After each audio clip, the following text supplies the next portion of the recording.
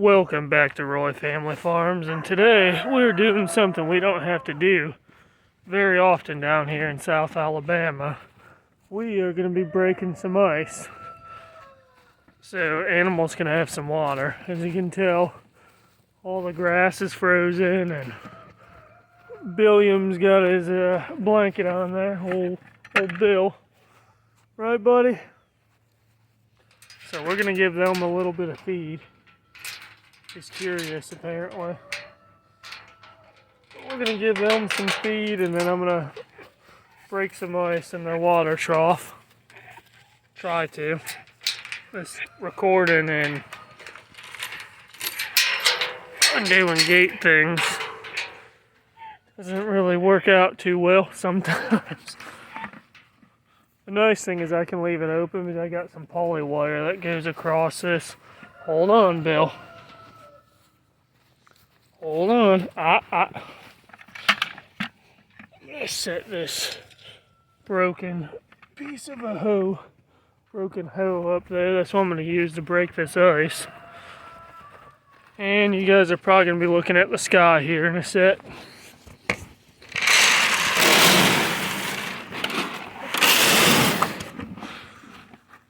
There we go. We got them. Why, Bill? You got a whole pile right here. I think he views it as he gets more. If he eats a little bit of donkeys, then goes back to his. Oh, here comes my dad's dog.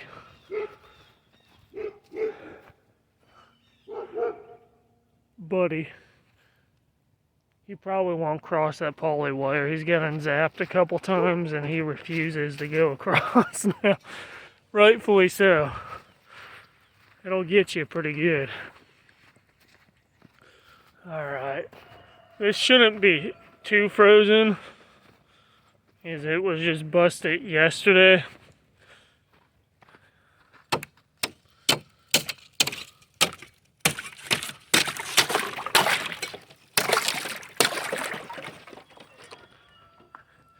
That's all we're doing is busting a bit of a hole there. It's gonna thaw out, so I think it's supposed to be like 46 or 7 today. So pretty wild swing.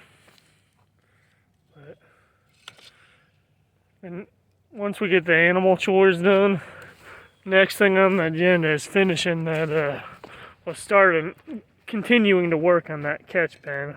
Probably won't get it finished, but need to get that done sooner than later, so I'm going to get to finishing these animal chores. All the animals have been taken care of a long time ago. It is actually evening now. I'm just finishing up. This is the progress I've made on the catch pen. This is what I did today. Minus, you can see there's a section of pipe fencing in there. That was put in place, about 5 days ago. I just put these 2 posts in and I attached the cattle panels to the pipe fence and these 2 posts. But this is the funnel portion. You can see how it funnels to that gate there, which will come over here. Which I'm actually probably going to continue to run a section across this gap here. But for now, if I have to use it, I can, which you gotta swing this gate anyhow, I can get a few cows into the alleyway there and then close them in. That gate's gonna be removed. That was just temporarily put there. There's some wire keeping it there from when I had to load brisket up a while ago. But yeah, if you look, you got a pretty big funnel area here. That funnels into there. Make sure I'm not tripping over my tools. Yeah, it funnels you right over to here. And then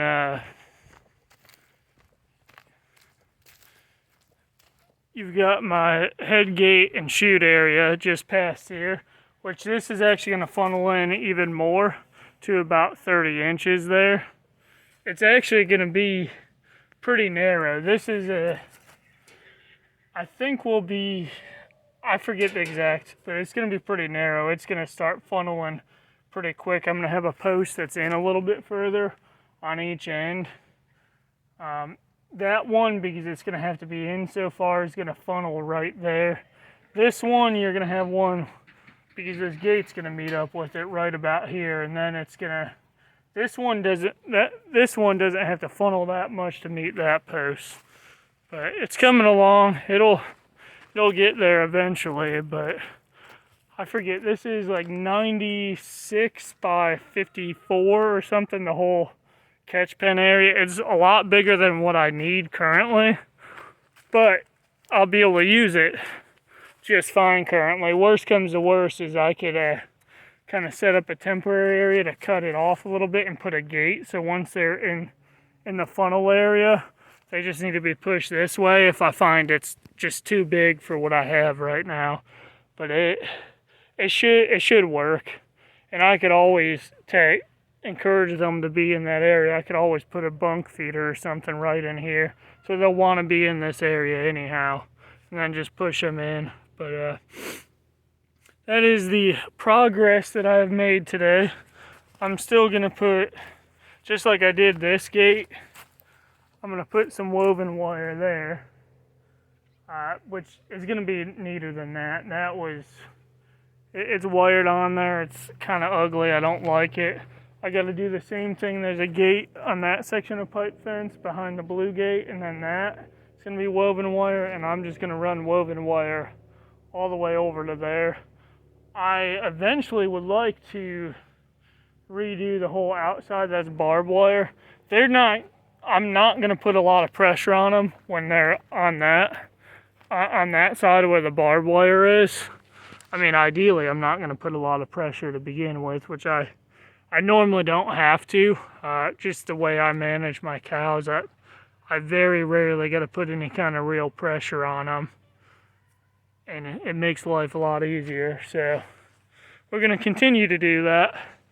But it's coming along. It's going to make my life way easier when it comes to doctoring cows or preg checking or anything like that.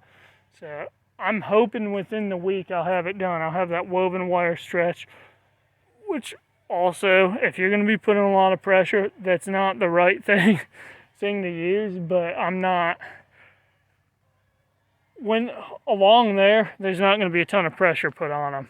I'm going to run cattle panels down further here. Basically, probably 2 more cattle panels, another, 32 feet. So the T-post right before that tree there is basically where it's going to come to.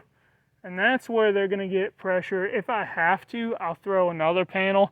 I want to actually, ideally, I want to get rid of all those T-posts and put all wood posts in and run cattle panels all the way back, which probably will happen, but I'm just trying to get it relatively functional so I can use it. So that's just where I'm at. Hopefully within the week I'll be done, like I said, and then I can start working on I think it's about 5 acres I got a fence in at the front, and that's got to be done before the end of March. So I got to get on it. I got to clear a fence line, then I got to clear a path for the fence line across the front. There's never been a fence, so there's probably going to be some pretty significant trees that'll have to be cut and a lot of underbrush. But that's what we've been up to. I know it's been scarce, but it's been busy with the baby on the way and all that. It's just scrambling to get stuff done. And it's hard whenever you do all the filming yourself to film and get stuff done and be as productive as you need to be. So I apologize for not being as active on YouTube. I'm really trying to do it. I need to at least film short stuff, because there's a lot of cool stuff we've been doing in the mix that I've just completely missed. The other thing I did, which you can see, is I made, which again would have been a great video, but I made a drag harrow out of some 6-foot chain link fence that I had pile up, just a roll of chain link that was up at the front of the property. And I think I went 10 10 foot wide with it, and it's 8 foot long. And I drug this and broke up all the manure. You can see for the most part, there's not any big cow paths. There is a couple, like if you get too far into the corners, you can see there. I'm just not gonna try to get up in there because it doesn't, I gotta modify it a little bit. It pulls slightly crooked, so I kind of stay out from the fence a bit. I don't want to be hanging up on the fence, but spread the manure, it breaks down faster, it helps fertilize your field more evenly, so we should have some good green grass in the spring. So, but that's what we've had. We've got some chicken butchering coming up. We're gonna try to film a little bit of that. You kind of gotta skirt around it a little bit. YouTube doesn't like that kind of stuff, but we've got that coming up, and I don't know, a million other things, like I said, fencing. But thanks for watching. Just stay tuned, and we will continue to do some a lot of DIY stuff, and hopefully a lot of cool stuff coming up.